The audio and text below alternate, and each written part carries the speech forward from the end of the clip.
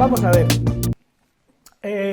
Cuando hace ya muchos meses la editorial Almozara me pidió que escribiera algo sobre la Golden Dawn, me preguntó primero, ¿qué sabes de la Golden Dawn? Digo, todo. Pues entonces me dijeron, pues escríbenos un libro sobre la Golden Dawn. Yo les dije, eso da para 7 páginas. Entonces, ¿qué hacemos? Y tal, digo, pues bueno, la Golden Dawn y otras estas mágicas. Pero realmente el libro se tendría que llamar Los Guardianes de las Llaves, aunque no se llamó así. ¿Y por qué? Pues muy sencillo, porque todo el mundo sabe lo que es una llave. Aquí yo creo que todos tenemos las nuestras, con las que abrimos los coches, con las que abrimos las casas. Pero la llave no solamente sirve para guardar casas y guardar coches. A veces las llaves lo que guardan son conceptos. Y son conceptos y secretos que solamente puedes conocer quienes los puedes conocer y no están destinados para cualquiera. Por eso hay que tener la llave adecuada para conseguir el secreto adecuado en su momento. Por lo tanto, para mí los Guardianes de las Llaves empieza de alguna manera con un pequeño recorrido, como podéis ver aquí, por unos cuantos personajes que tienen mucha importancia dentro de lo que es el mundo de lo esotérico, por decirlo de alguna manera, pero también de la pasión por el conocimiento. Aquí os he puesto a la izquierda, no sé si le veréis, a don Rabindranath Tagore, está a la izquierda, poeta hindú, importante y muy realizado por España a través de su prima Zenobia Camprubí, que fue la mujer de Juan Ramón Jiménez. A la derecha tenéis el fragmento de un libro que es importantísimo para entender todo lo que vamos a hablar, que es El sueño de Polifilo. Esos dos dragones que veis a la derecha y a la izquierda, ¿alguien sabe dónde están? A ver, tú que has ido a retiendas.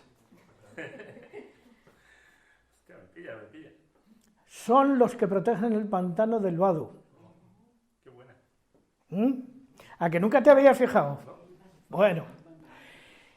Raimundo Lulio, un grimorio cabalístico, un trozo de la Musurgia Universales de Athanasius Kircher, un señor ahí a la derecha, viejecito y muy alto y muy guapo, que se llamó Lanza del Basto. Se le conocía como Lanza del Basto, se llamaba, el nombre era muy largo, muy largo. Y John Dee y Gurdjieff. Y luego unas montañas, ¿por qué? Porque vamos a hablar de montañas también. Como fondo de todas las cosas que vamos a ver, he elegido esta constelación. Esta constelación se llama Reticulum.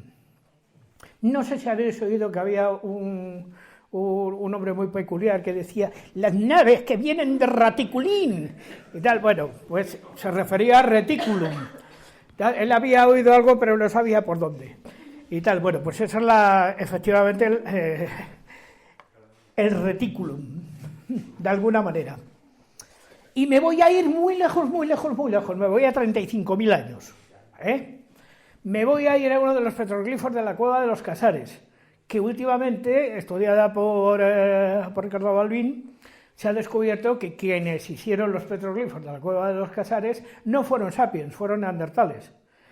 Cosa curiosa, porque siempre se había negado de que los neandertales tuvieran algún tipo de espiritualidad o algún tipo de forma de arte. Pues no, son neandertales, indudablemente. No sé si habréis estado alguna vez en la Cueva de los Casares, que está arriba de Saelices. Es un lugar verdaderamente magnífico y que explica mucho de toda nuestra historia y de la fauna con que se tenían que enfrentar hace 35.000 años, como el tigre sable, como el rinoceronte lanudo, y así, una serie de bicharracos y tal que había por aquella época, que se representaban en las paredes por una sencilla razón, porque una de dos, o lo invocabas para cazarlo o para no ser cazado tú. Que es lo que solía suceder en aquellos tiempos, porque fijaros que nos hemos ido a una edad muy temprana. Y fíjate, de ahí pasamos a 15.000 años después, a 20.000 años, donde nos vamos a encontrar con los petroglifos que están en la Pasiega, que están en Cándamo, y ahí abajo uno de los caballos del Escó. Todas estas cuevas, que fueron apareciendo poco a poco, algunas de ellas están totalmente prohibidas entrar en ellas, en Lescó no se puede entrar directamente. Al único señor que se le ha dejado entrar al Lescó ha sido el director de cine verde de Berger Zajo, que le han dejado grabar 4 horas una cosa que se llama La cueva de los sueños olvidados.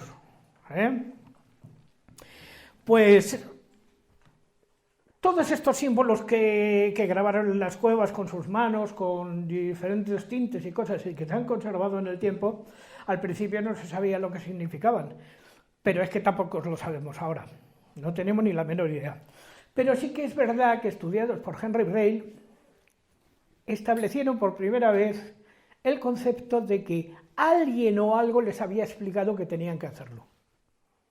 Y no sabemos muy bien qué.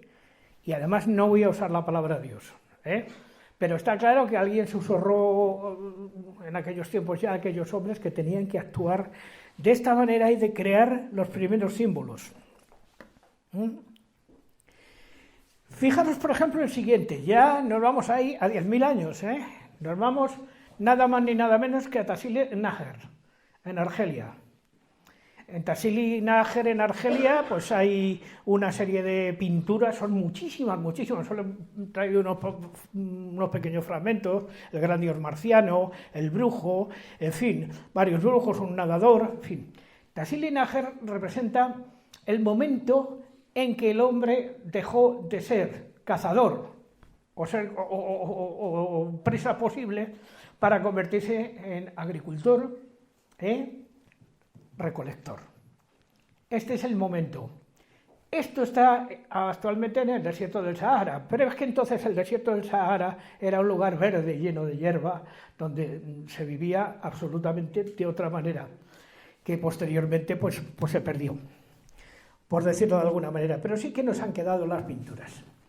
Fijaros, por ejemplo, que ahora nos vamos a un periodo entre 10.000 y 6.000 años. ¿Alguien ha visto esto alguna vez? Esto son las pinturas de la estación arqueológica de Villar del Humo, en la provincia de Cuenca, donde nos vamos a encontrar, no sé si os daréis cuenta, la caza de un uro, la caza de un uro con una especie de arquero que tiene detrás. Y abajo hay como una especie de bailarines así, ¿no?, que están así, con un sombrerito y tal. Bueno, pues el registro arqueológico ha demostrado que esos bailarines no eran tales bailarines. Eran unos hongos que crecen en la bosta de las vacas o en la bosta de las reses y con los que se chutaban, pero era gusto. Psilocybes purpúrea se llama, para que lo sepáis. O sea, de donde viene la psilocibina. Fijaros el momento en que se produce el anterior a la revolución neolítica, que se divide en los periodos más antiguos, el auriñaciense, el gravetiense, el solutrense y el magdaleniense, que están relacionados con las cuevas donde van apareciendo los diferentes restos. Pero si os dais cuenta de que coincide con el final de la última glaciación, la glaciación Mindel. Entonces, ¿por qué? Cuando el hielo fue retrocediendo, fue habiendo más sitio para poder desarrollarse, y entonces se pudo producir el cambio de la revolución neolítica, porque ya no había hielo y el hielo iba retrocediendo y el hielo volvió a los mares. Entonces el que estaba en lo alto de las montañas volvió, era el último periodo glacial. Y por lo tanto, eso nos ha servido de alguna manera para que podamos reconocer la línea en donde se han desarrollado todas estas cuevas que coinciden con el final de los hielos. Por ejemplo, Altamira está en el final de los hielos. Y de aquí pasamos a esta auténtica joya que ha aparecido recientemente, que es Cataluyuk, en Anatolia, en el sur de Turquía. Cataluyuk tiene unos 10.000 años datados, y no son casas, y no es una ciudad, es un templo. Un templo donde hay figuras, como la que veis allí, como esa. A ver, el cacharrito este. No se refleja en la pantalla. Bueno, el que hay arriba a la izquierda, que es donde se demuestra de forma esquemática la primera vez que alguien le susurró a aquellos hombres de hace 10.000 años cómo tenía que hacer para que los cereales vastos que estaban en el suelo se convirtieran en cereales elaborados. Digamos que le susurró al oído, de alguna manera, cómo tenían que hacer una manipulación genética de las plantas. lo cual les permitía alimentarse de una manera bastante más natural.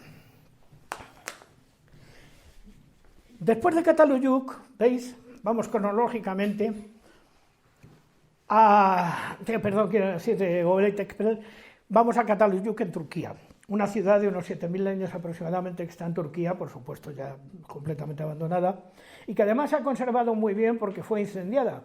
Pero lo que hicieron al incendiarla, como era de adobe, fue consolidarla, porque se cristalizaron las casas y las casas siguen existiendo. Una civilización muy curiosa en donde no se entraba a las casas por las puertas, sino que se entraba por el techo. Una civilización ya dentro de la propia revolución neolítica, ya en el periodo del Hallstatt, que empieza ya a desarrollarse y que luego seguiría, al que seguiría el de Atene, posteriormente. Y luego, más o menos coincidiendo con estas edades, nos vamos a uno de los misterios más fascinantes del mundo egipcio, que son los precursores de los viejos faraones de la dinastía antigua, que son los Sensu-Hor. Los Sensu-Hor o los compañeros de Horus, que nadie sabe muy bien quién eran, pero que también seguramente se les había dicho cómo tenían que moverse y cómo tenían que actuar para conseguir los fines que pretendían de alguna manera. Y fijaros que no estoy hablando de dioses, yo estoy hablando de alguien que susurró, a saber quién era. Y de aquí pasamos ya a tiempos bíblicos. No sé si reconocéis el periodo en que Josué, ante las murallas de Jericó, dan 7 vueltas y invocan, tocan las trompetas de Jericó y las murallas van a hacer puñetas. Además, con una cuestión que es curiosa. Fijaros, cuando en la Segunda Guerra Mundial los Stuka se les dotó de una bocina que se les llamaban también las trompetas de Jericó.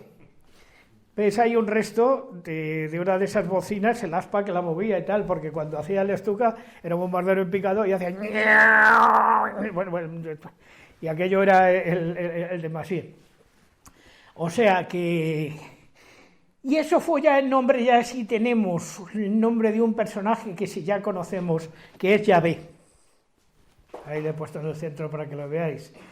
Yahvé ya sí que es un dios reconocido en el Antiguo Testamento, pero del cual tampoco se puede saber el nombre, solamente se sabe lo de Yahvé, pero como sabéis, hay que averiguar la Semán Semáfora para averiguar el verdadero nombre de Dios y aún no ha sido revelado según se cuenta. Y de aquí ya pasamos al mundo grecolatino, donde aparece la figura que daría nombre a todo esto. Y además que sería el guardián de las llaves principal, porque aunque todos estos eran guardianes de las llaves, esos que le susurraban a todos estos hombres, este fue especialmente porque es que le da el nombre a cómo se llamó todo esto, que es a la doctrina hermética, porque ese es Hermes Trismegisto. Y como veréis, es una representación alquímica, en la cual aparece Hermes, que algunos identifican con Mercurio, pero que tampoco está muy claro, y consigue de alguna manera el poder explicar a la gente los 10 principios de la tabla esmeraldina, o de la tabla de esmeralda, donde se establecen principios como lo que está arriba es como lo que está abajo y cosas así. Como veis también estamos ya en el mundo grecolatino, de alguna manera, porque ya hemos avanzado muchísimo desde la prehistoria. Y en el mundo grecolatino nos vamos a encontrar con unas figuras absolutamente principales. Y fijaros que he puesto un cartel moderno de una película de nueva que se hizo, que se llamó Salomón y la reina de Saba, que por cierto se hizo en mi pueblo, en El Escorial. La verdad es que esta película le iba a hacer Tyrone Power, pero después de una noche loca se murió. Entonces hubo que buscar a Jules Briner, y para terminar la película, porque es que había que hacerla, claro. Y esto viene de alguna manera del párrafo de la vid verdadera, porque yo soy la vid en la que vosotros beberéis. Y aquí ya tenemos, sí, una figura ya más bien que se acerca al concepto de Dios, pero no tal y como le entendemos hoy, sino de otra manera. Dioses más crueles, más, como diría yo, más enrabietados, por decirlo de alguna manera. Luego veis que lo que se construye en aquella época, en tiempos de Salomón, es el templo de Salomón, sin irse mucho más lejos. Y veréis que en el centro colocamos a Hiram Habib, que es el autor de los tiempos del templo de Salomón, que es asesinado por sus criados y se convierten sus hijos en los hijos de la viuda. ¿Os suena la película El hombre que pudo reinar? Bueno, pues por ahí va la cosa, ¿no? Y allí a la derecha, como veréis, Hiram Habib está con Jaquín y Boaz. Y creo que de eso aquí se sabe bastante en este sitio. Tampoco os voy a descubrir ningún secreto que no sepáis vosotros. Bien, aquí tenéis el párrafo donde bíblicamente se afirma que yo soy la vid y quien te hace y quien te da el alimento, quien te da todo y que te indica cómo tienes que cultivarla, etcétera, etcétera, etcétera. Porque ya sabéis que el primer borracho histórico fue Noé, que después de que bajó del arca se cogió una papalina de vino de 3 pares de narices y tal. Y ahí nos aparece ya la escuadra, el compás y todos los elementos. ¿Por qué? Porque ahora vamos a entrar ya en el mundo grecolatino de una manera absoluta cuando lleguemos a las figuras que veis aquí. En el mundo latino, en el mundo romano, los más importantes eran los Collegia Fabrorum, que son esos señores que están trabajando, construyendo. Y ese que hay en el medio es un retrato idealizado, me imagino, de Vitruvio Polión, el autor de los 10 libros de arquitectura. Ahí tenéis un fragmento del primero, y que está muy relacionado también con las llaves, porque Vitruvio Polión tuvo unas llaves, evidentemente. Él conocía secretos que no podían conocer los demás. Y se utilizaron los conocimientos teóricos que dio Vitruvio para construir el Panteón. Ahí le tenéis, el Panteón romano. Supongo que habéis estado, si habéis estado en Roma lo habréis conocido, yo desde luego lo he conocido. Y fijaros qué perfección ya alcanza la arquitectura ya en época romana. O sea, ya no estamos ante culturas prehistóricas, estamos ante una civilización auténtica. La civilización romana que hizo muchos aportes al mundo, no solamente la arquitectura, también el derecho, porque somos hijos, de alguna manera, de los senadores romanos. O sea, tú que andas en estas cosas y tal, sabes perfectamente que una asignatura es derecho romano, efectivamente. Bueno,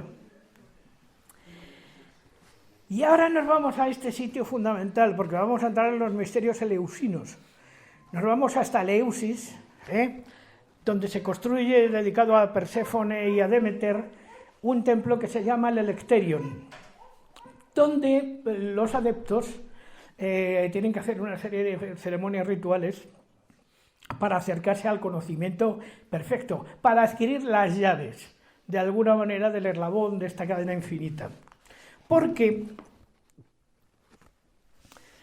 ¿cómo se conseguían las llaves en el Electerion? Pues muy sencillo. Recibían el conocimiento por la experiencia de los mistes que eran los místicos, de alguna manera, de aquella época y que entraban en el Electerion para ser instruidos. Y es una experiencia iniciática que no tiene nada que ver con lo razonable, es otra cosa completamente distinta. Lo que pasa es que los instrumentos con los que se hacían los rituales, uno era el ayuno, lógicamente, luego la ingesta del quiqueón, y luego los peanes. Os explicaré que son todas estas cosas. Bien, el quiqueón creen los expertos, están absolutamente convencidos por los registros arqueológicos, que lo obtenían del cornazuelo del centeno, del clavices purpúrea. Con lo cual se ponían de ergotamina hasta el gorro. ¿Por qué? ¿Cómo es posible que todos aquellas personas que estaban en los misterios eleusinos tuvieran el mismo tipo de alucinaciones? Pues muy sencillo, porque estaban utilizando un compuesto muy concreto que es la ergotamina, que, tratada convenientemente en el siglo XX, llevó al descubrimiento del ácido lisérgico, dietilamida del ácido lisérgico, que lo descubrió ese señor que está ahí, que es el doctor Hoffman, en 1938, y que produce lo que llamamos una aerofonía, que es que cuando tú te tomas el quiqueón, o sea, vamos, cuando te tomas el LSD o todos los derivados de la ergotamina, sientes la presencia de lo sagrado, según Mircea Eliade. El antropólogo Mircea Eliade trabajó en esto mucho tiempo y fue capaz de definirlo. Una hierofanía es fundamentalmente experimentar la presencia de lo sagrado aunque no se vea, pero tú sabes que está. Por lo tanto, son los que susurran en la oscuridad. De aquí vamos a una evolución que creo que es particularmente importante, porque ya sabes que en el año 313, este señor de aquí, que es Constantino el Grande, dicta el decreto por el cual se permite a los cristianos que puedan realizar sus cultos libremente. Ahí le aparece en el puente Milvio un lábaro, el on oxigno vinces, que es lo que figura en los crismones, ahí lo tenéis. Bueno, este que era, su madre ha terminado siendo Santa Elena, bien, era hijo de Teodosio y de Santa Elena, pero realmente quien figura como el edicto de Constantino es él, en el año 313. Y a partir de entonces ya la Iglesia empieza a tomar carta de naturaleza en el Imperio Romano, de tal manera que a los jefes de la Iglesia cristiana se les llama exactamente igual que a los emperadores romanos, sumo pontífice o sumo hacedor de puentes. Creo que suena de algo eso, ¿no? Cuando termina el Imperio Romano, lógicamente, porque caería a manos de los unos, bandas, los otros y tal. ¿Qué pasaría? Pues muy sencillo, que ya el único pontífice que quedaría sería el Papa, por decirlo de alguna manera.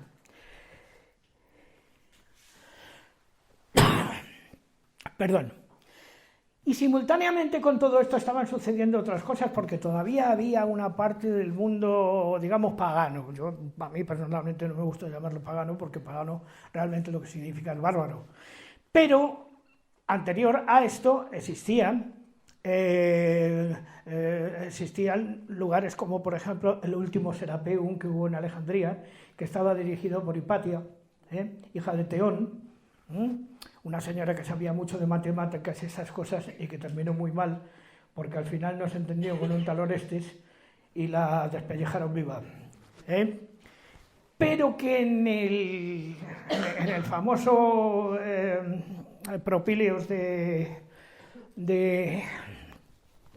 este que estaba comentando, el Serapeum, ya se habían traducido las obras de Platón y de Aristóteles que tenéis aquí. Me faltan dos en el cuadro porque no me cabían, porque me falta también Diógenes y me falta también Heráclito, que también están en el cuadro, un cuadro que hizo Rafael Sanzio muy grande y tal.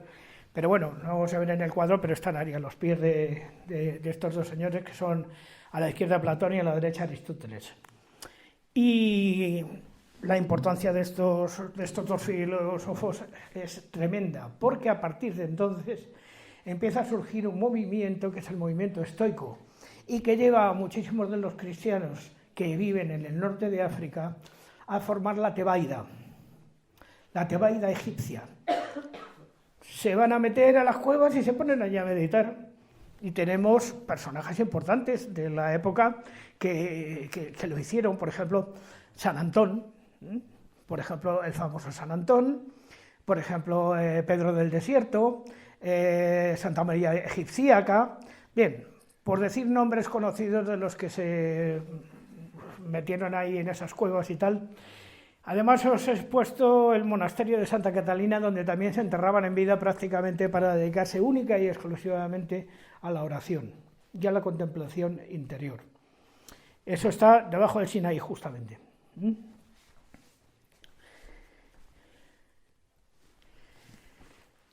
¿Y cómo llega toda esta cultura de la Tebaida a España? Pues muy sencillo, llega por el norte de África, poco a poco se van contagiando los unos a los otros y llegan a Hispania, no había España todavía, llegan a Hispania, donde se van a encontrar con unas tribus que en ese momento han entrado y han ocupado España, que son los visigodos. ¿Qué pasa? Que el contacto de los eremitas con los visigodos lleva a crear más eremitas, y así toda España se llena de eremitorios para los famosos eremitas estos que os digo, que empiezan a construir cosas como esta en diferentes pueblos y en diferentes lugares donde se metían y se enterraban prácticamente en vida. Hay algunos verdaderamente fabulosos. Yo os traigo aquí algunos. Este está muy cerca de Cuenca, por ejemplo. Este está en Cádiz, en Conil de la Frontera. Este, por ejemplo, en Olleros de Pisuerga. Por ahí pasa el río Pisuerga, en Olleros de Pisuerga. Vaciaron la montaña, O sea, pero es que la vaciaron literalmente, pero sigue estando así. O sea, que todavía se celebran cultos y bodas aquí dentro y tal, dentro de una montaña, más o menos. O sea, que realmente, además encima le pusieron un campanario, para que la gente supiera cuando tenía que ir a misa. Este es impresionante, es el de San Vicente de Cervera de Pisuerga. Se enterraban en vivas, se hacía en la casa, el eremitorio, y además se hacía en la tumba. Y ahí vivían y no se movían de ahí, para nada, estaban en contemplación, de alguna manera, todo el tiempo. ¿Y cómo podían aguantar tanto tiempo de contemplación? Pues muy sencillo, porque estaban convencidos de que ese era el camino. Alguien les había susurrado en el oído, sin que supieran quién eran ni lo vieran, que eso era lo que había que hacer en ese momento.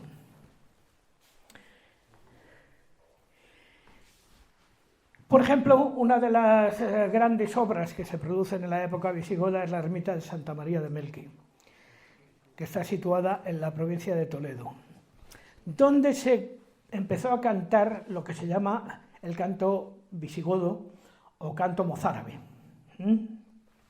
que luego fue prohibido, pero bueno, yo de momento os cuento que en este momento lo que se cantaba en Santa María de Melqui era el canto visigodo.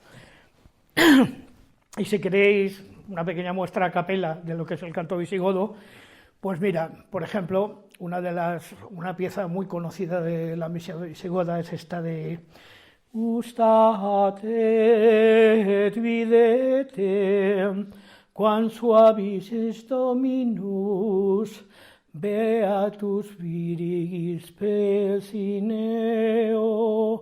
aleluya, aleluya, aleluya.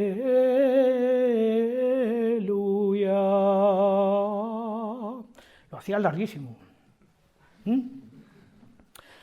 Santa María de Melqui en Toledo, al ladito del castillo de Montalbán, castillo de filiación templaria, según se cuenta.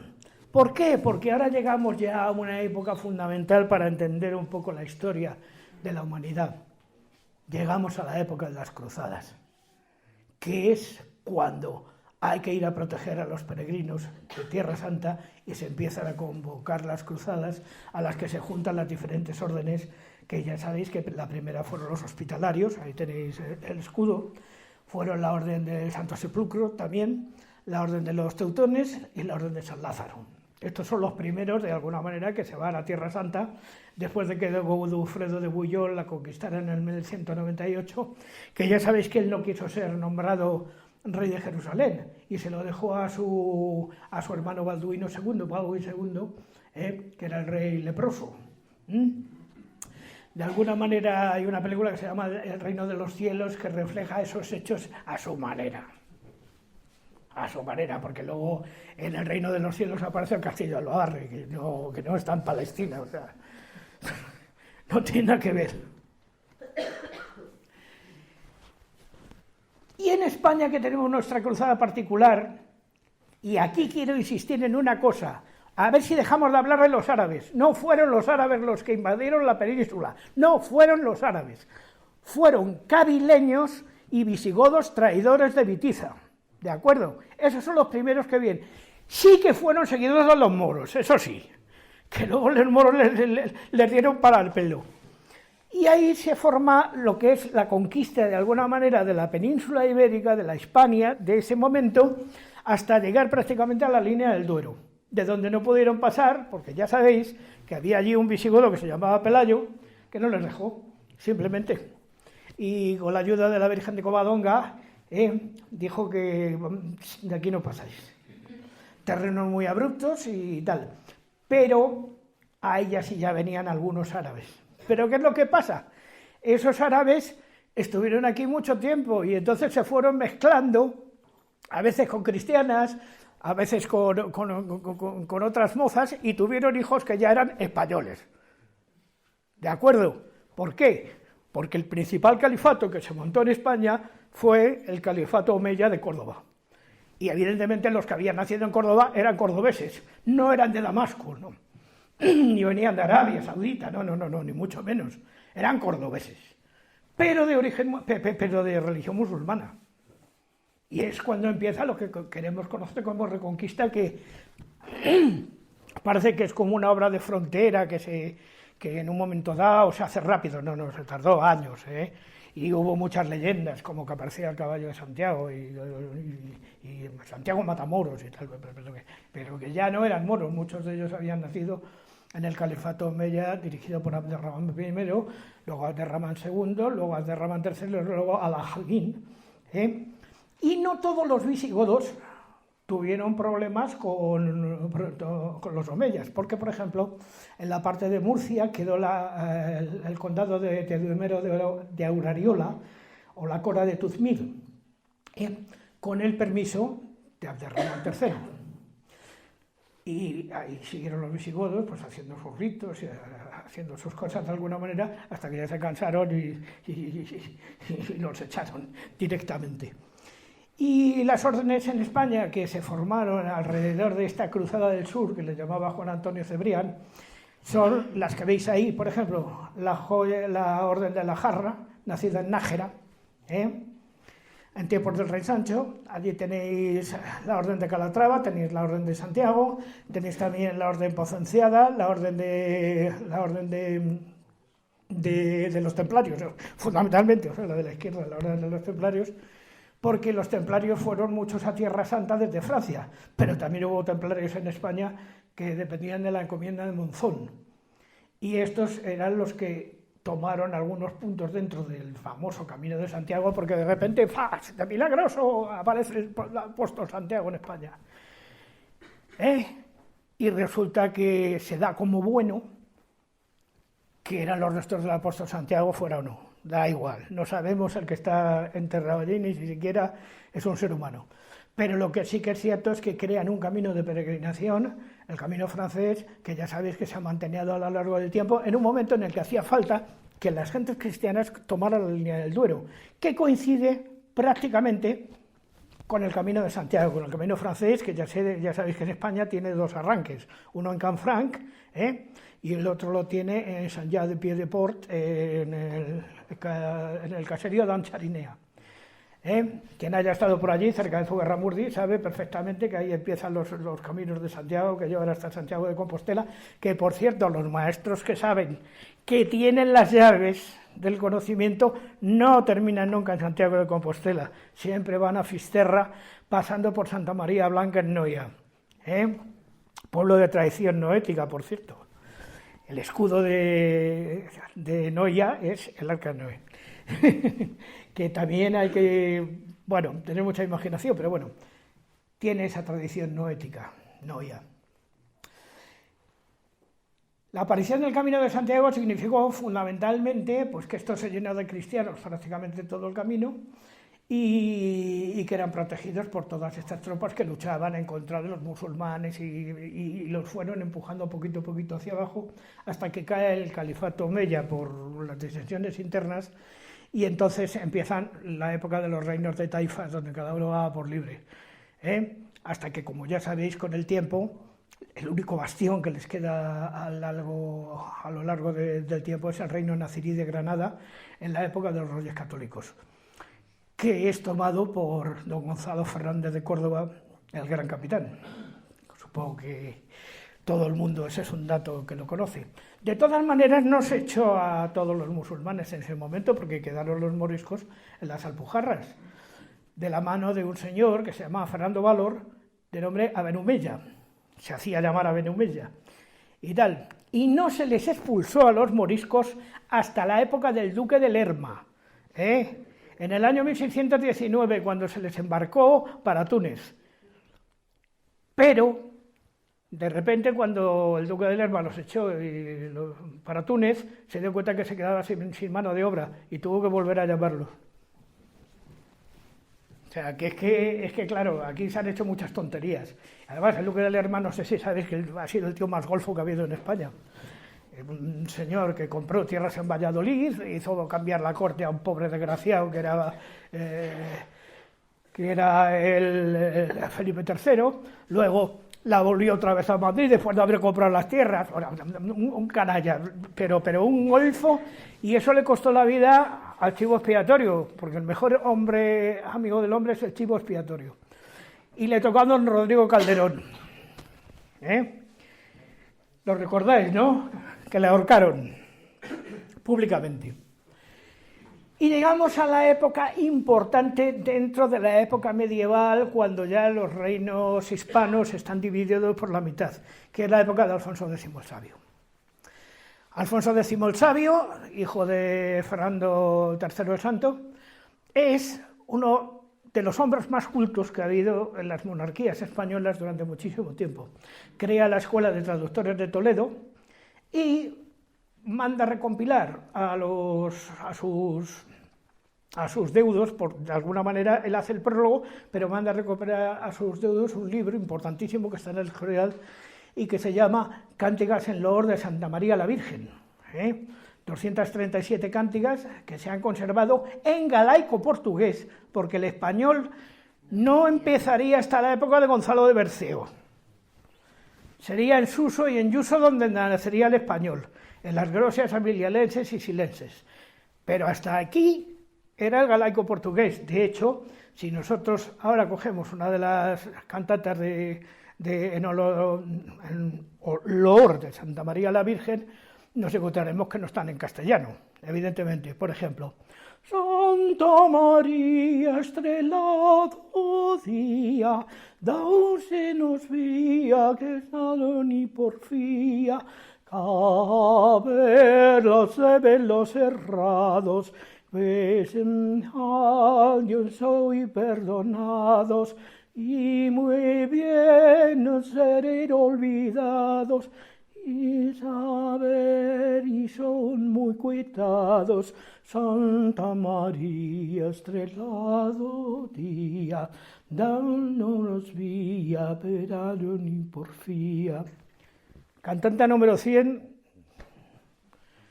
de las cántigas en honor de Santa María la Virgen.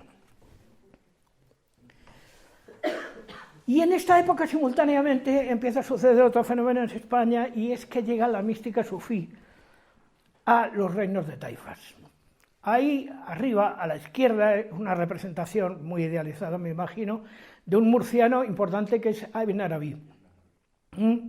Sufí, que terminó su vida en Damasco, pero que es autor de libros importantes y tal, que estaban copiados directamente basados directamente en el Cantar de los Cantares, que se supone que había escrito Salomón. Allí tenéis otra figura de Ibn Arabi, pero es que también en Córdoba está Maimónides, ese de la izquierda, que es un médico judío. Fue muy importante.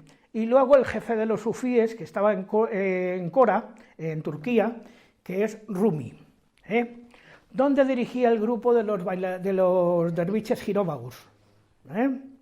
Supongo que conocéis todas estas historias, las sabéis, os sonará de algo, indudablemente. Y luego viene la época ya del Renacimiento, en que nos encontramos ya importantes personalidades que están a caballo entre lo científico y lo ideológico, la alquimia y la no alquimia. Por ejemplo, Roger Bacon, que le tenéis a la izquierda, personaje importante. A la derecha, Basilio Valentín, alquimista, pero alquimista de los primeros alquimistas de los que se conoce el nombre. A la derecha tenéis a Raimundo Lulio, una representación de Raimundo Lulio, mallorquín, que se subió al Monte Rada a meditar y luego trató de convencer a los musulmanes de que dejaran su religión y tal, Y cuando le recibió Saladino le dijo, no, mira, no la vamos a dejar nuestra religión, pero como le has echado tantas narices, te voy a regalar, y le regaló un cuerno lleno de monedas de oro. Y luego ahí abajo un personaje fundamental para entender también lo que es la historia de la religiosidad, que es Hildegard de Bingen. Hildegard de Bingen, la monja del convento de Schwodenheim, que luego pasa al convento de Bingen, y funda una congregación y escribe un libro fundamental que es el Escivias, donde habla de sus visiones. Y hasta no se metieron con ella de ninguna manera, porque primero, porque todavía la Inquisición no estaba instaurada de una manera clara en aquellos países. Y segundo, porque tenía la protección del archiduque de Baviera. O sea, que esta señora la dejaron trabajar, no se metieron mucho con ella.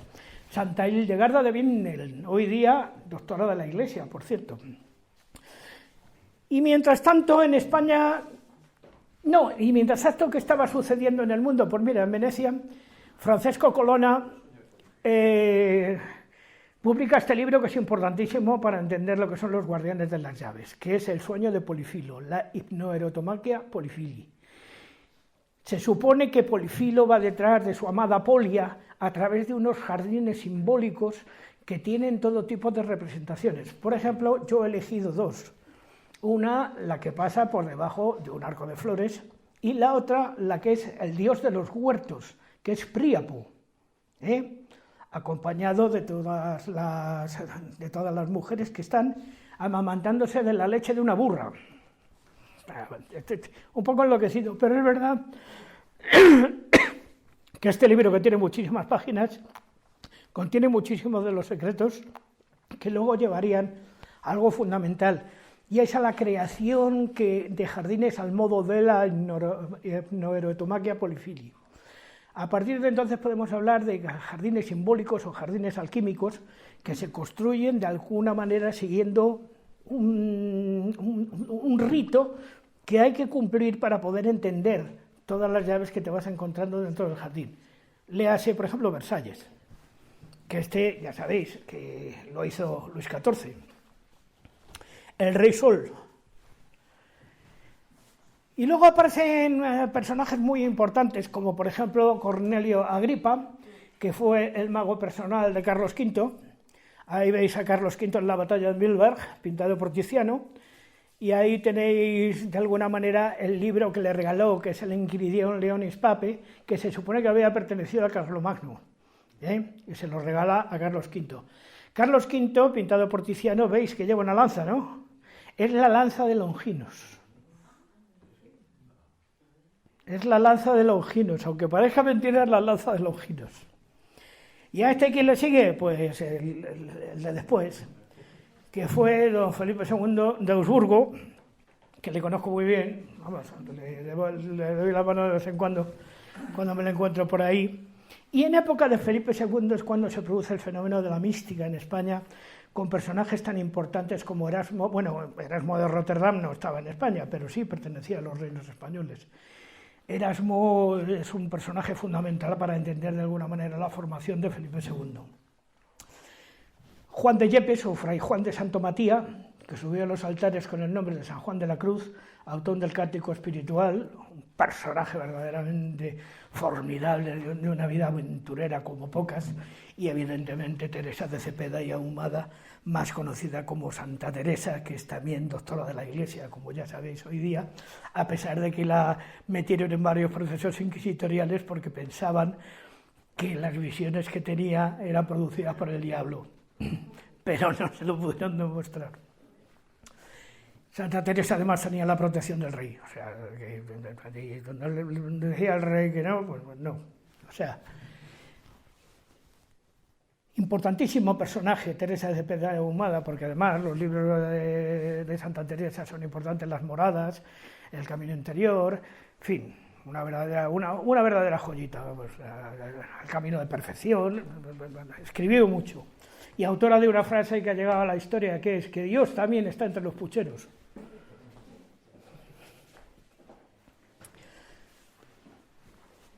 Y ahora llegamos a mi pueblo, San Lorenzo del Escorial, Patio de Reyes.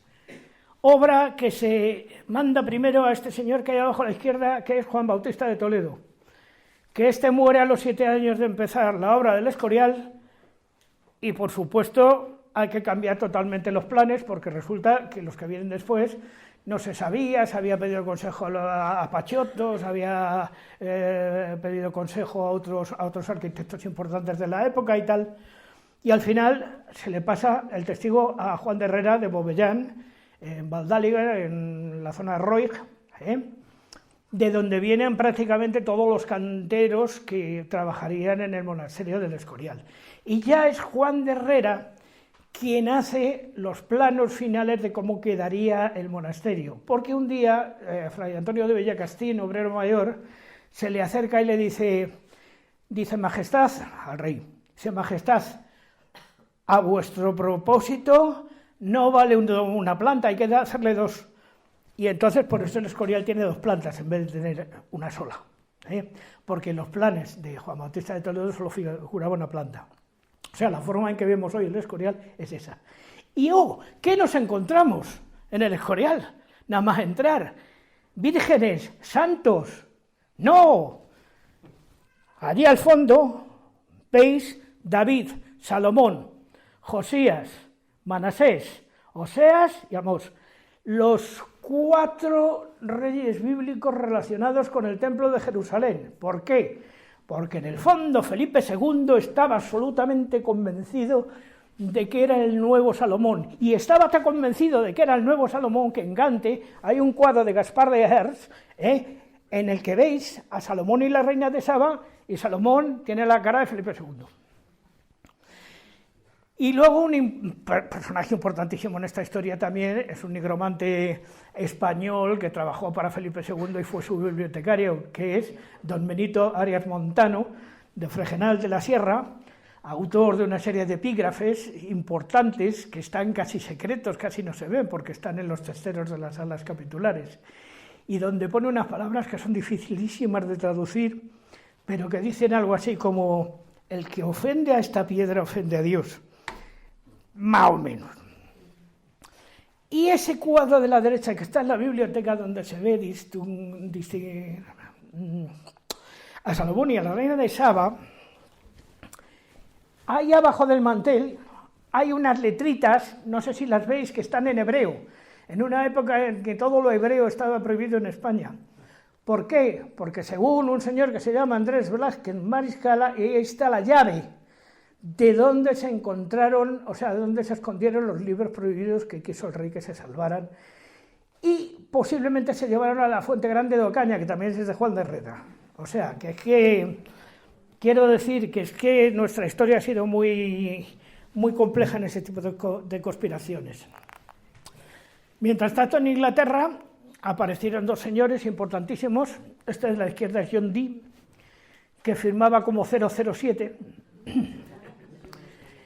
El de la derecha era Edward Kelly, que era su compadre, y ahí abajo veis un cromo, ese gris y tal, donde se le ve invocando a un espíritu de un muerto para que le cuente las llaves del secreto. Felipe II le regala por sus servicios, porque le hizo un horóscopo a Felipe II, le regala un espejo de obsidiana que venía de México, un espejo azteca. Y en ese espejo él quiso ver el lenguaje enoquiano, o el lenguaje de los ángeles. Y por último, ahí a la derecha, voy un poco deprisa, pero es que si no nos pasamos el tiempo. El que está a la derecha, veis, es Paracelso, Theophilus von Faustus, que es el primer señor que se le ocurre curar las enfermedades con medicinas. Crea una medicina en concreto que ha ayudado mucho en la historia de la humanidad a todo el mundo, que es el láudano, que es una tintura de opio en alcohol, con un poquito de vino, un poquito de azafrán y un poquito de azúcar, y que se ha utilizado como anestésico durante siglos y siglos, incluso hoy día se puede conseguir en algunas farmacias como fórmula magistral y en casos terminales. Pero vamos, no olvidéis, es una tintura de opio en alcohol con 4 o 5 ingredientes más. Paracelso, la importancia de Paracelso nos lleva ya al movimiento novator en España, dirigido por Juan de Rupercisa, que ya es el primer médico de corte, de alguna manera, que ya estaba utilizando lo que se llama medicina, lo que conocemos como medicinas. Daros cuenta que tanto Carlos V como Felipe II sufrieron mucho de gota, y entonces buscaban un remedio a su mal. Y eso hizo que en el Escorial se construyera una torre alquímica, de alguna manera, donde estaba la torre de Matiolo, donde se hacían las diferentes destilaciones espagíricas para conseguir las medicinas que le aliviaran al rey de sus dolencias. Dirigido por un señor que se llamaba Leonardo Fioravanti, que era un vendeburras, pero bueno, había otros como Juan Sanz, que estos eran bastante más serios, ¿no? El caso es que, bueno, consiguieron aliviar las enfermedades de Felipe II, que, bueno, ya lo que pasa es que cuando le llegó su edad a Felipe II ya no le sirvió para nada, porque además Felipe II estaba absolutamente obsesionado con los cuadros del Bosco y mandó por toda Europa al duque de Medina Sidonia y a otros cuantos a buscarle todos los cuadros del Bosco que pudiera encontrar. Y los mandó al Escorial. Hoy día ya no están en el Escorial, lógicamente, se han llevado al Museo del Prado.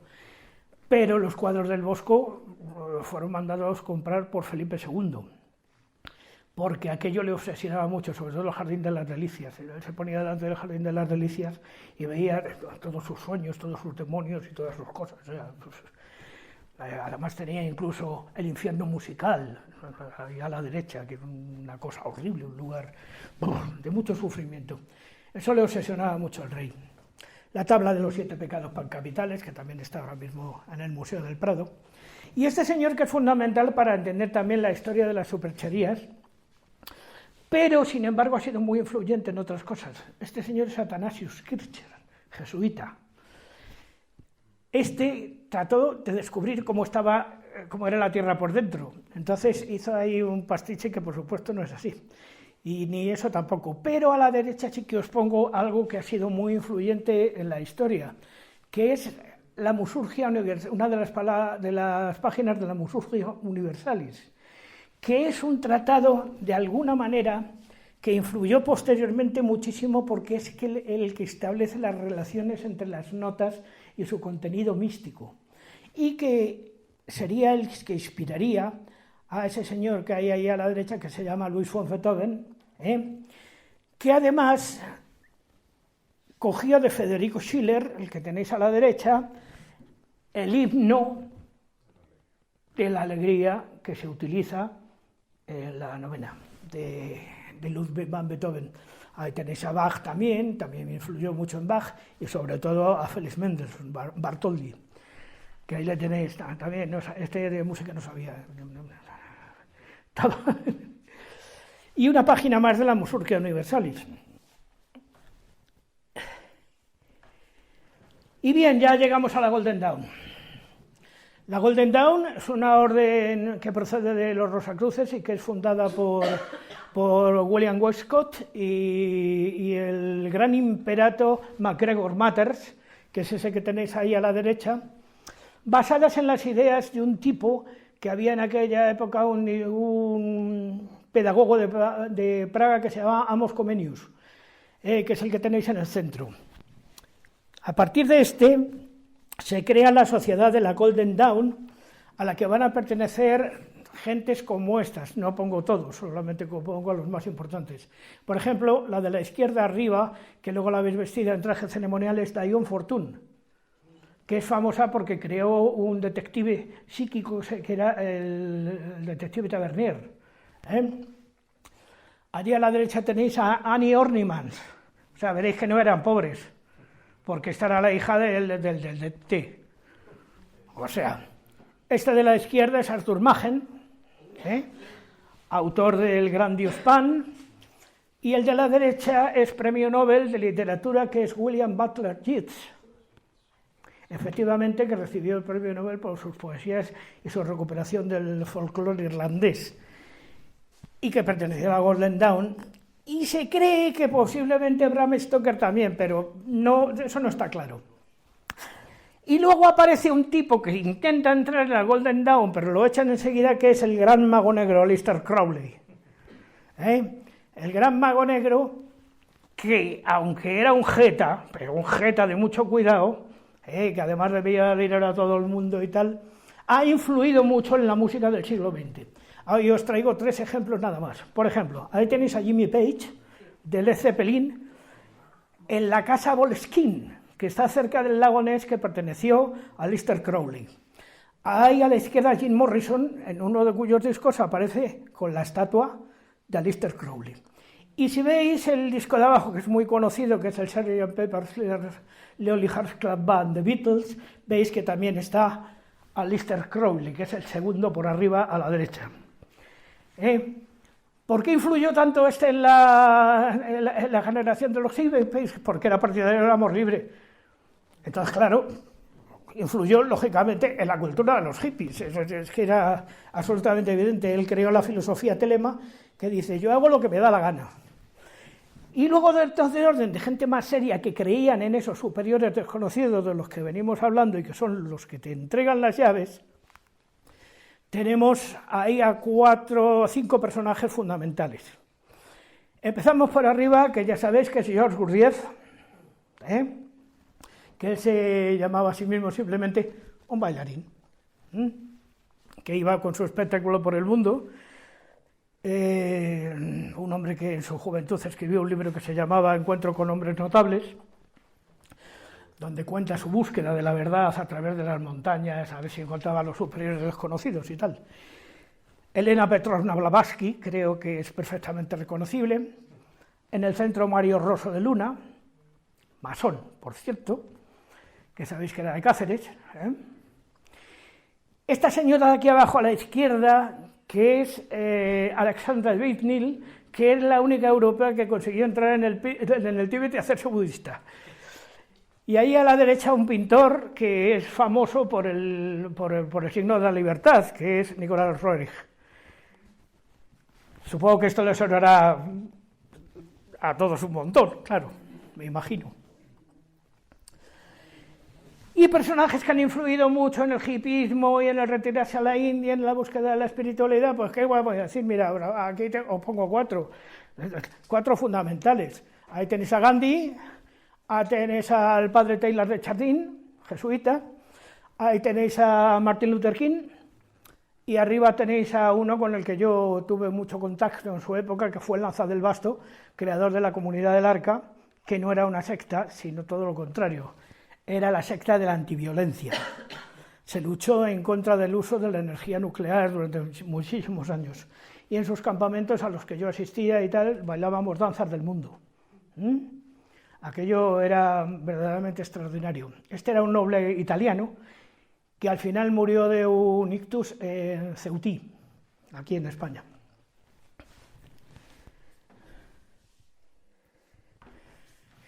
Y este señor, que ha sido quizá el personaje, el último gran guardián de las llaves del secreto, que se llama Brian Eno, para resumir. Productor de U2, productor de King Crimson, productor de muchísimos grupos y de muchísima gente, uno de los hombres más interesantes del siglo XX, que hace unas performances verdaderamente extraordinarias. Ahora mismo tiene una en Londres, es un tipo bastante interesante. La verdad es que este empezó con Roxy Music, con un grupo y tal que tenía ese aspecto así tan absolutamente afeminado, pero ahora se ha convertido en un tipo que hace unos montajes verdaderamente fastuosos y entra toda una pasta, con luces, con sonidos, con olores, con todas las cosas. Verdaderamente importante. Y con esto y un bizcocho, hasta mañana a las 8 y namaste.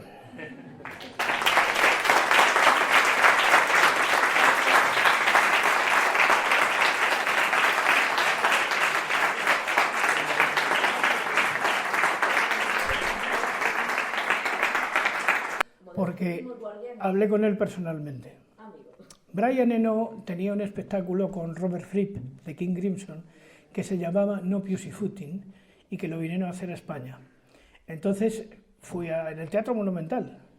Entonces nos fuimos detrás de ellos y entraron en un bar y nos pusimos a hablar con ellos, en inglés lógicamente, porque son ingleses, y tal. y me dijo que era partidario de que la inspiración venía siempre de los superiores desconocidos. Y como siempre le pregunté, ¿y dónde están los superiores desconocidos? Y dice, ay, si lo supiéramos. ¿Por qué? Porque en el fondo lo de los superiores desconocidos está implícito en una película que no sé si la habéis visto, que se llama Horizontes Lejanos, en la que se supone que llegan a un valle donde nadie ha tenido ningún problema, no hay policía, no hay de nada, todo está magnífico y tal, porque se pierden con un accidente de avión y se encuentran con un tal padre Perrol, que tiene unos 200 años ya, o sea, es una cosa verdaderamente extraordinaria. Y siempre se había sospechado de que efectivamente había unos superiores desconocidos que iban dirigiendo a la humanidad, vaya usted de qué manera, pero que tenían el control de todo, por decirlo así. No, evidentemente ni eran Elon Musk, ni eran Bill Gates, ni era nadie así. Se trata de otros superiores desconocidos que se supone que si existían deberían estar en las montañas por allá, por el Tíbet o por algún sitio muy remoto, de alguna manera. Lo que sí que es cierto es que siempre hubo esa sospecha. Por ejemplo, William Boyle, descubridor del oxígeno, llamó a su grupo, precisamente por los superiores desconocidos, lo llamó el Colegio Invisible. Así que esto es lo que hay, o sea, estaban convencidos todos, de alguna manera, que la gente no actuaba per se, sino respondiendo a una serie de parámetros que posiblemente llegaban a su cerebro de una manera intuitiva, por decirlo de algún modo. Sabéis que también existe otra leyenda, una leyenda muy antigua, que dice que existe una ciudad que no está en ningún sitio, que se llama la ciudad de Erk, que es la ciudad blanca donde habitan los superiores desconocidos. Algunos la han querido ver dentro del Cerro Uritorco, en Chile, Argentina. Pero nadie tiene constancia de tal cosa. Luego hay otros, por ejemplo, que pensaron como los nazis que había un agujero en el Antártico y que por ahí se entraba a ver a los superiores desconocidos, pero no hay constancia de que ningún nazi llegara allí. Que yo sepa. El único que se aventuró a eso fue Shackleton y Scott. Esos sí fueron al Polo Sur, descubrieron la tierra de la reina Maud. No siempre, mira, un lugar de poder fundamentalmente es el que lo tiene por cualquier razón objetiva o subjetiva. Así de sencillo. Cuando tú vas al cañón de Río Lobos, nada más entrar, tú te das cuenta de que no estás en un lugar cualquiera. Y cuando ves la ermita de San Bartolomé y te acercas y vas entrando, tú vas notando algo que te sube por los pies. Y ya si entras en la ermita de San Bartolomé y te pones en un lugar que llaman la Piedra de los Caballeros, vamos, te entran 1000 hormigas por los pies. ¿Por qué? Porque hay lugares que son capaces de influir, porque el telurismo se define fundamentalmente por la influencia de la Tierra sobre los seres humanos. Y los animales, claro, lógicamente. ¿Tú sabes cómo elegían el lugar donde poner los templos a los dioses en el periodo clásico? Donde iban a dormir las reses. Dice, donde las reses estén a gusto durmiendo, ese es un lugar de poder. Y ahí le hacemos un templo a tal, a Apolo, a quien sea. ¿Tú has visto una película que se llama Las aventuras de Jeremiah Johnson?